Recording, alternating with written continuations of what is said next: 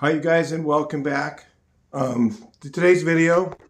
Again, we've got high winds, so I thought I had put a video on this, but I know I haven't. But today's video we're going to talk about disc versus drum brakes. I put it on my other channel, and for some reason I never put one on this one, and it's really important for you guys to know why disc brakes are so much better than drum brakes. And a lot of people don't know this. In fact, if you look this up on Google, you're going to find it's all about heat. But heat is important, but it's not all about heat. It's about hydraulic leverage. Let's look into this.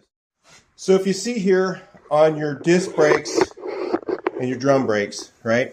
You see here a lot of people think, well, you know, and especially on old trucks, big trucks and stuff like that, we'll talk about that later in the video about air brakes and why that they use drum brakes typically. And they're starting to use a lot more disc, but why they have been using drum brakes for so long and they haven't switched to disc. We'll talk about that a little bit later. But first of all, we're going to go over the drum brakes and the disc brake. So on your disc brake, or on your drum brake, you have all this shoe. A lot of people go, well, God, you know, I have all this shoe surface here, and I've got this drum, and you know, this should stop better than these little bitty pads, okay, that go on a disc. But you guys, it's something that a lot of people just overlook, okay?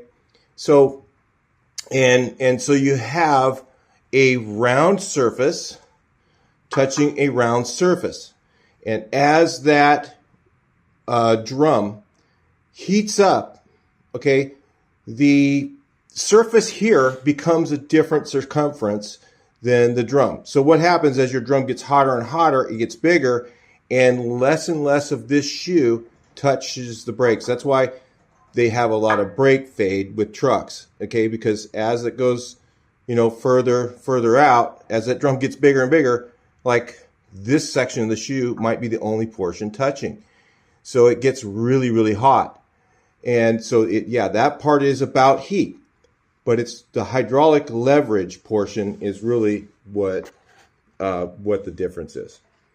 So because these are two round surfaces, okay, this needs to travel further, all right? So that's why you have your self-adjusters, and it's really important to adjust your brakes, because these two surfaces have to travel further away. And on a disc brake setup, the pad is literally right next to the rotor, and it's flat on flat surface. So you have a flat surface here, okay, and you have a flat surface on your pad.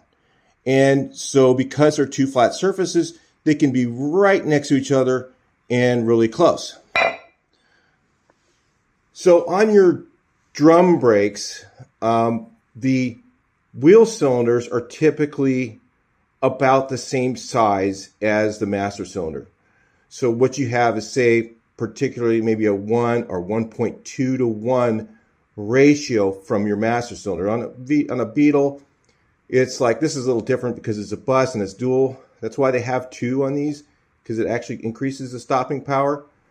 So on a Beetle, you'll have 1 wheel cylinder, all right, but it has 2 things on it, so it's almost the same. And you have, let's say you have like a 19 millimeter piston in here, and you have about a 19 or 21 millimeter piston at your master cylinder. So the hydraulic leverage from there is roughly, let's say, 1 to 1. So whatever leverage you have from the length of your pedal is what stopping power you have with your foot. So you'll notice a lot of times when you drive a car with drum brakes, it's a little harder pedal, and that's why. So because you have this 1-to-1 particular, you know, I'm just going to say 1-to-1 hydraulic leverage. Now on your disc brake, okay, you have a pad, a pad that is literally super close to the rotor. And the reason you can do that on I guess is a flat on flat surface, it's really, really close. So what they have is, say on a disc brake setup, is you see the piston size is usually like a 30 or 36 millimeter, or some of them even have 4 pistons. So they have like a lot more, a bigger surface. So if you have the master cylinder with a little tiny thing and the caliper with a really, really big piston, your ratio becomes like 10 to 1 or 5 to 1 or whatever. I don't know the ratios. The engineers all figure that out. But you have a small piston, if you can imagine, that pushes not very much hydraulic fluid, right? And that little bit of hydraulic fluid only needs to move the piston this far on a disc brake setup. So you can have a lot more hydraulic leverage. Now, the other thing is, you have all that hydraulic leverage and you have those pads pushing on the rotor. You need something that dissipates heat better. Well, the rotors, a lot of them are vented and some of them aren't. But even the ones that aren't dissipate heat a lot better than the drum. Okay?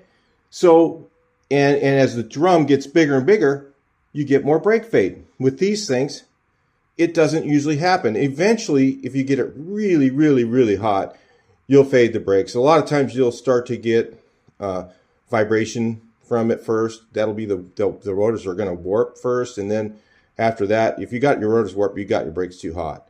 Okay, but you can put on things like ceramic pads, which absorb the heat better. With disc brakes, there's just so many more options you can do with disc brakes. So somebody had a comment and they were like, hey, can I put power brakes on my Beetle? Honestly, if you just go straight to disc, your hydraulic leverage of your pedal is going to be so much better. The car's going to stop much easier. So, and there's not really a lot of room for a brake booster in a Beetle. And once you put those brakes, the disc brakes on, you're probably going to notice a huge improvement in the ability for your foot to stop the car. Also, you'll have less possibility for brake fade as you get hot, going down hills or whatever. So, and let me explain to you real quick why they can have that pad so close to the rotor. What they have in there, inside there, the piston, okay? The piston has almost like an O-ring that goes around the piston. And the design of that is being square, okay? It's called the square seal. And the square seal on that caliper, on the piston on the caliper, what it does is, if you imagine when you have a square going outward, it wants to seal on this side, and then when you let off the pressure, this goes back. And when that square goes back, it pulls that piston back just a little bit. That's all it needs to do. It just needs to be really, really close. A caliper pad can be super, super close to the rotor. And that gives it the ability to have a small master cylinder, a little tiny piston in the master cylinder, and a giant piston at the wheels, which gives you hydraulic leverage. That's why they work better, you guys. That's why disc brakes are so much better than drum. A lot of people, like I said, you can look this up on the internet. There really isn't anybody that talks about this hydraulic leverage stuff. But this is the real reason why it works better. And one of the big reasons I suggest them, and improving your stopping power and getting better leverage from your foot so you can control the car better.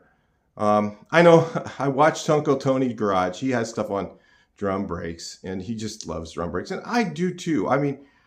I love the old drum brakes, the simplicity of them and everything. Okay.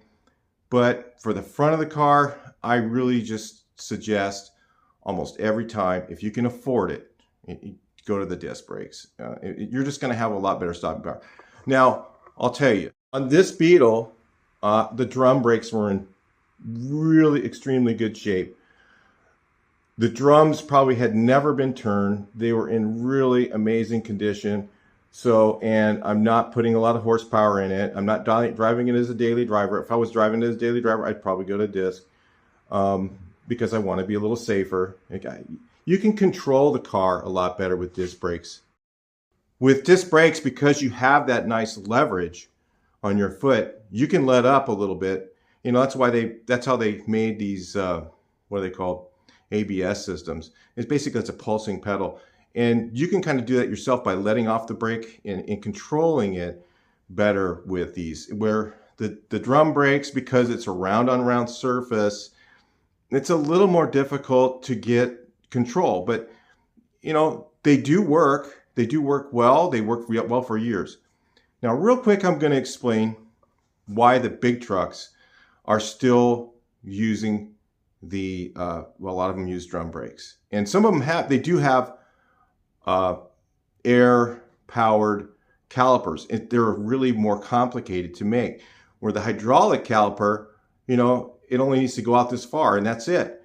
Okay, so with the bigger brake system, when you have a giant drum, it has to travel further. Okay, and because it has to travel further to get to the drum, they have to use air to get it to go that far. Because if they used hydraulics, you couldn't get, remember I was telling you about the one-to-one piston, you're not going to have enough way to get enough fluid to those wheels to make them work, you know, to make them go out far enough to be able to touch the drum.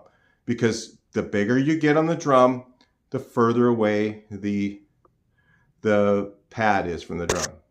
So again, you guys, the further away it is from here, you can't use hydraulic fluid to move it that far because your master cylinder, you know, you only got so much throw on a master cylinder. And if you make a bigger piston, you start to lose the hydraulic leverage, okay, to try and move the fluid out further for the bigger wheel cylinders. So that's why trucks have air brakes, okay? That's why bigger vehicles have air brakes, so you can kind of understand that. And the reason that a lot of the trucks have not gone to disc brakes, which they're starting to do now, there's a lot more disc brakes on them, is because the engineering involved with trying to make a caliper that runs from air and that moves that longer distance, and you have 18 wheels to you know, power. You figure all that stuff in, and you got trailers that get disconnected and reconnected, and air is the easiest way to do that. So they've been staying with the drum brakes because of that reason. It's not because they stop better. And it's not because the big giant pad has more surface area, because less and less of it touches. Remember, as it gets hotter, only the center section mostly pretty much touches. Or there's going to be different places depending on the car, depending on the position of the parking brake or the wheel cylinders. There's going to be different portions of this brake shoe that touch the drum. So anyway, that's why trucks are still. I've got people that say that trucks, you know, that they stop better. It's not true. It's just because it's easier for them to disconnect and reconnect trailers with air, and air works better with the drum system. So a lot of the tractors are going to disc brakes, okay, and then the trailers are still, a lot of them, drum. So they are switching them over though, because they figured out ways to make a caliper that works with air. If you can kind of understand, it is kind of difficult because you can't have that square seal type situation where the square seal is what draws it back. If you use air, you could get rust in there, whatever, and then that square seal wouldn't do its job. Where if it has hydraulic fluid around it, it's always lubricated. It'll be able to go and pull that thing back and keep it away from the rotor. That's how it works. Anyway, I hope that helps you guys understand drum versus disc. You know, I'll talk to you guys in the next video. Please like, share, and subscribe.